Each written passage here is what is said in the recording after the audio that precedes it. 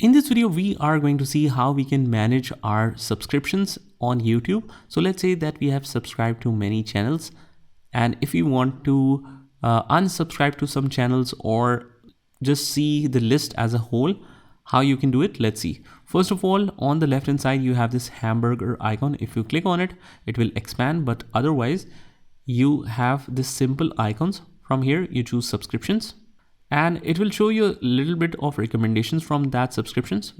What you can do after that is click on all subscriptions, and then you should be able to see all of the relevant subscriptions. You can select it by the newest activity, A to Z, or most relevant, and after that you can manage them one by one. And let's say that you want to unsubscribe to one channel. What you can do is you can personalize that bell notifications. You can select it none if you're getting a lot of notifications, or otherwise you can unsubscribe from the channel. Click on the unsubscribe, and then when you refresh, you should be able to see this unsubscribed, and that is how you do it. I hope you found this video helpful, and if you did, hit the like button and subscribe to our channel, and I will see you in the next one.